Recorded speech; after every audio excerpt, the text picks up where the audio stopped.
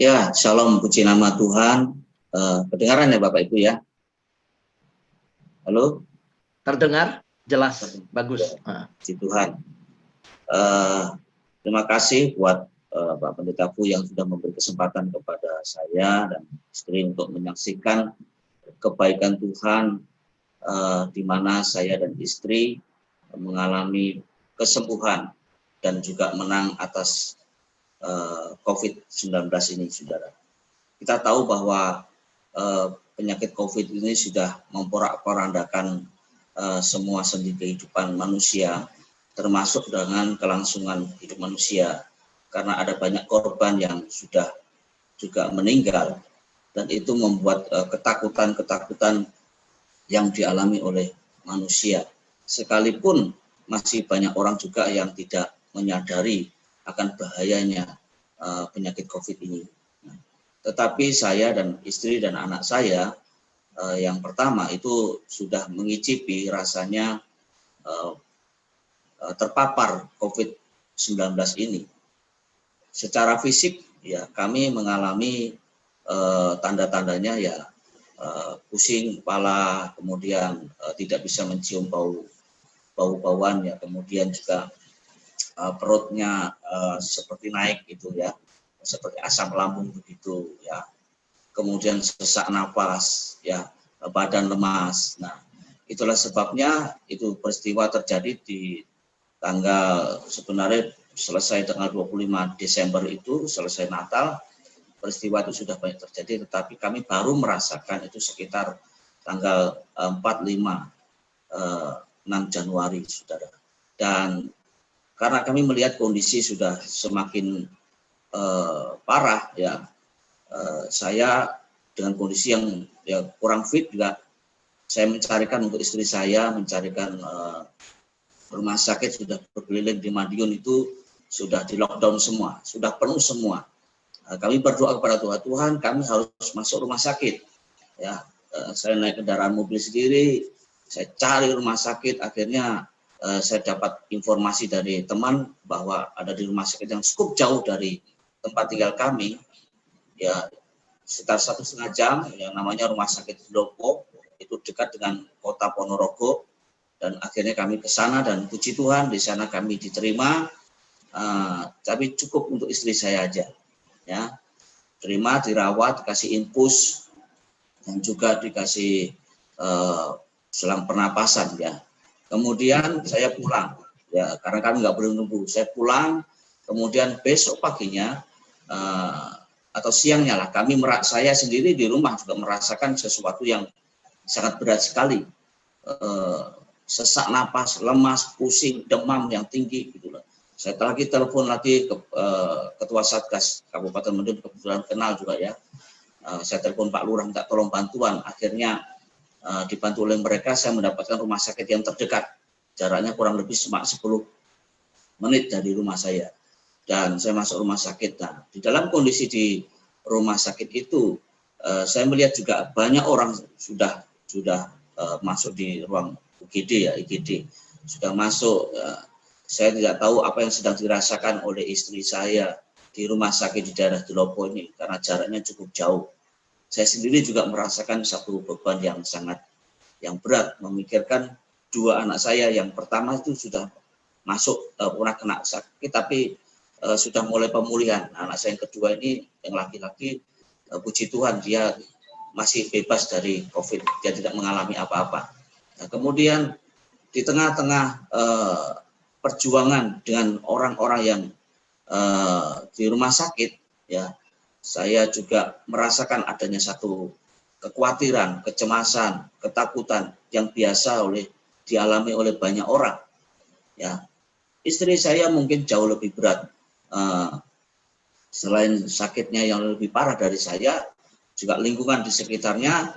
Sekitar hari Sabtu itu tanggal 9 itu ada orang yang baru datang jam 12 siang, tetapi jam 7 malam sudah dibungkus, artinya mati. Jadi itu menambah suasana yang mencekam, situasi yang menakutkan ya. Rasa-rasanya imun ini tidak bisa kuat lagi Tetapi ya kita sadar bahwa saya hamba Tuhan, istri saya juga hamba Tuhan, ya.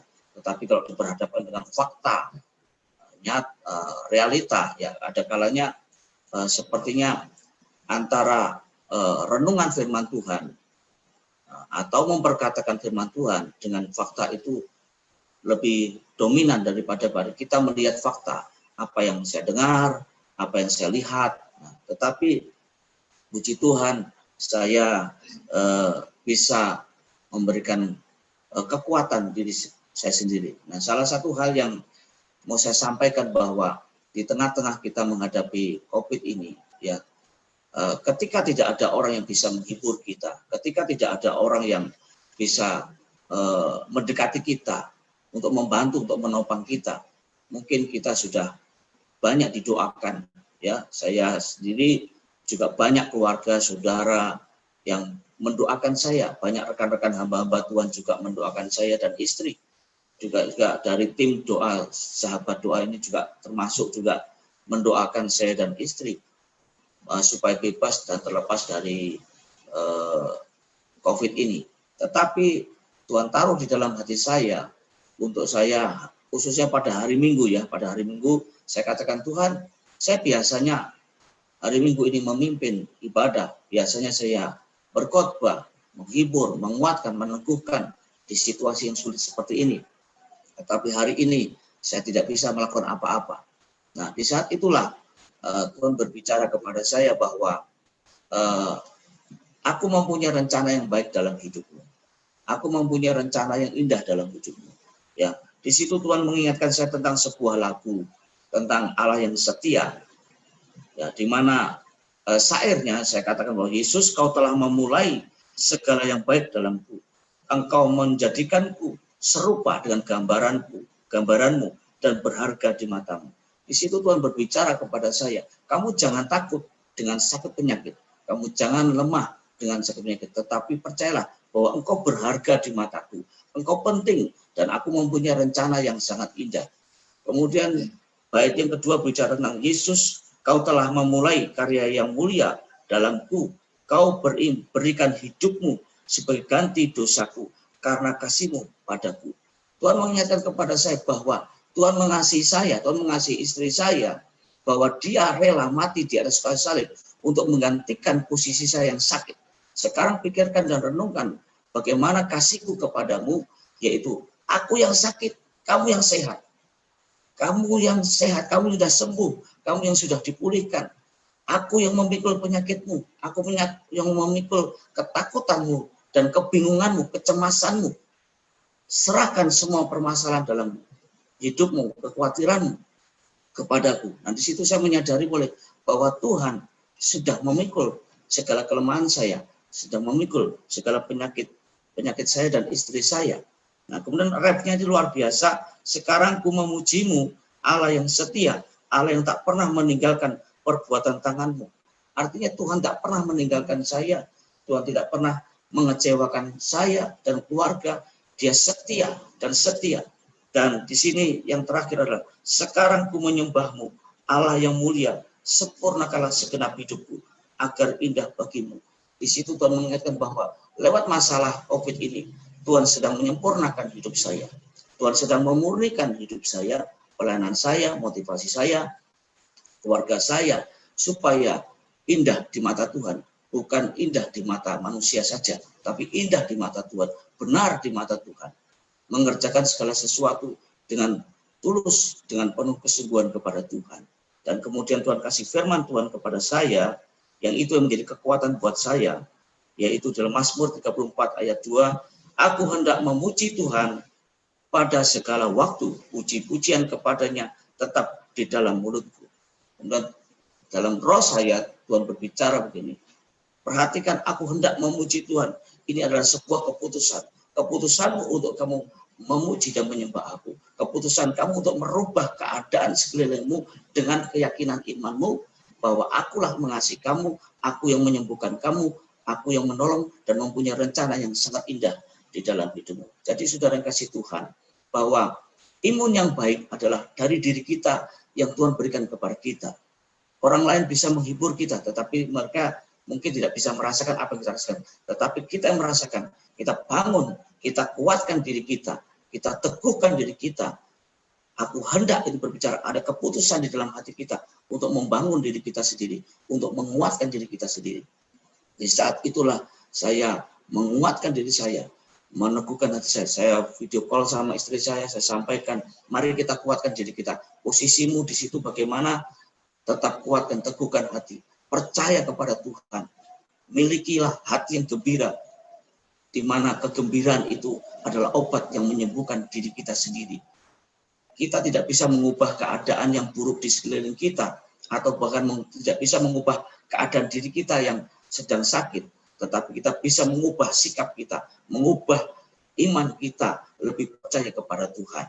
Dan saya menguatkan diri terus, dan mulutku penuh dengan puji-pujian. Saya memenuhi mulut saya bukan dengan keluh kesah, bukan dengan sungut-sungut, tetapi dengan penuh ucapan syukur. Saya mulai memperkatakan iman, memperkatakan firman Tuhan. Aku sembuh, aku sehat, aku kuat, aku teguh di dalam Tuhan Yesus. Aku dan istriku percaya keluar dari rumah sakit ini dengan penuh kemenangan, dengan kesembuhan. Saya tidak akan mati di sini. Sebab saya juga menerima kabar dari grup Bamak Jawa Timur, ya, karena saya ketua Bamak juga, bahwa ada satu teman saya di Tulungagung itu, istrinya meninggal, istrinya masih di rumah sakit. Itu juga berita yang mengejutkan dan menakutkan buat saya. Tetapi saya terus katakan, saya tidak seperti apa yang dialami oleh teman saya. Saya sembuh, saya sehat, saya kuat, saya pasti keluar dari rumah sakit itu dengan kesembuhan yang daripada Tuhan. Dan itu menguatkan, dan tiap-tiap hari yang saya lakukan adalah bagaimana memuji dan menyembah Tuhan. Itu adalah imun yang Tuhan berikan kepada kita. Di hari-hari ini mungkin teman bisa menghibur, bisa mendoakan kita, tetapi terlebih penting adalah kita membangun diri kita. Ketakutan ini akan melanda semua orang. Semua orang akan bisa, karena cemas, karena takut, bisa orang mengalami ketakutan dan kematian. Tetapi kabar baiknya adalah jangan takut. Tuhan mengasihi saudara dan saya. Tuhan yang telah memikul segala dosa dan penyakit kita. Dan Tuhan punya rencana yang sangat indah di dalam setiap kehidupan kita. Rencana Tuhan itu mendatangkan kebaikan di dalam setiap kehidupan kita. Mari kita kuatkan diri kita, bangun diri kita.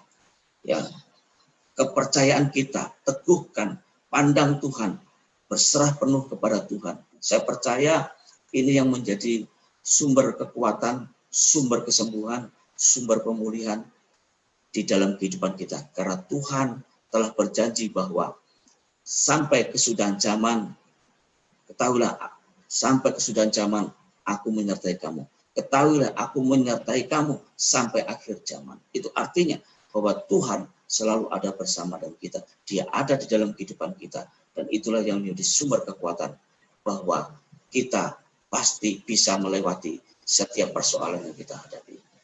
Puji nama Tuhan, ini mungkin waktunya begitu singkat ya, yang dapat saya saksikan. Sebenarnya cukup panjang, cuma waktunya cukup singkat, jadi ini saja yang dapat kami saksikan. Kiranya Tuhan memberkati.